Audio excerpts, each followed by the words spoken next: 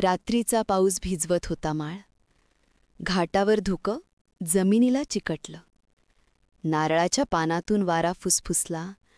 आकाशात विजेची रेष चमकली आणि पायवाट शांतपणे थरथरली. विठोबा नावाचा प्रवाशी इकडे आला. हातात टॉर्च, पण बॅटरी कमी. मातीचा वास जास्तच तीव्र झाला. अंधार दाटून वाड्याचा आकार दिसला. जुना खिळदलेला दरवाजा स्वतःच उघडला. भिंतींवर तेलकांजवे लुकलुकीत दिसले. छतावरून थेंबांचे आवाज पडले.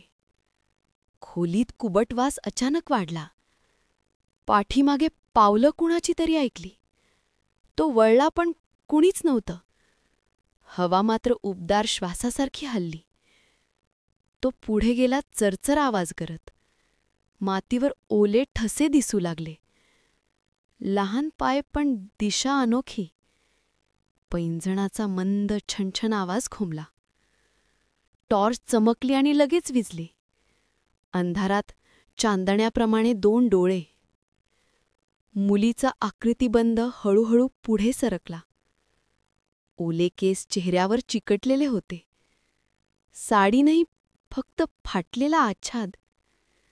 तिच्या हातात छोटं मातीचं बाहुलं. ती हलक्या आवाजात काहीतरी म्हणाली. विठोबाच्या कानात शब्द घुसले. तू मला शोधायला परत आलास. तो मागे सरकला. पूर्ण अंग तारथरलं. मुलगी वाकून पायवाट तपासत होती. जणू काही ठसे ती ओळखत होती. हे माझेच पाऊलखुणे आहेत बघ. विठोबाचा श्वास घशात अडकला. ती त्याच्याकडे रांगत येऊ लागली. जमिनीवर नखांची खरवड ऐकू आली. ओठातून काळं पाणी वाहत होते. हसरं पण भयानक आवाज उमटला. माझी बाहुली तू का तोडलीस? विठोबा किंचारत मागे सरकला. मागे भिंतीवर त्याचं जुनं नाव लिहिलं. जणू शाळेतल्या पाटीवर कुणी काढलं. वाड्याच्या प्रत्येक भेगेतून कुजबूज. तू पुन्हा आलास का विठू? त्याने खिडकीतून बाहेर उडी मारली. पाय कटला, पण तो पळत राहिला. मागून पैंजणांचे आवाज वाढले.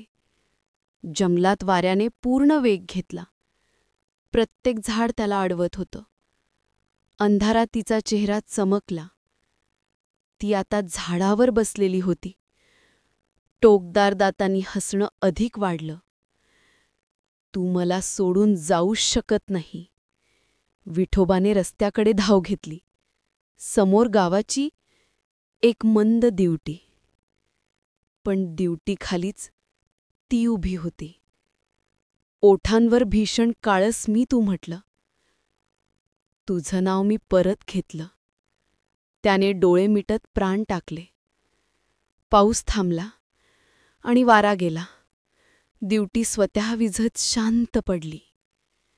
गावकरी सकाळी रस्त्यावर आले. विठोबाचं शरीर दिसलंच नाही त्यांना. फक्त मातीचं एक मोडकलं बाहुलं आणि बाजूला लहान पाऊलखुण दिसल्या. पायवाट समुद्राकडे जाऊ लागली. लाटांवर पैंजणांचा आवाज ऐकू आला. गावकरी म्हणाले, ती परत जागी. मुलगी अजूनही बाहुली शोधत फिरते. रात्री वाड्यात चुकून नाव लिहिलं तर ती ते नाव घेऊन जाते आणि तो माणूस कधी उलटत नाही. अंधारात तिचा हसण्याचा आवाज राहतो. पावसात पैंजणांचे ठोके वाढतात.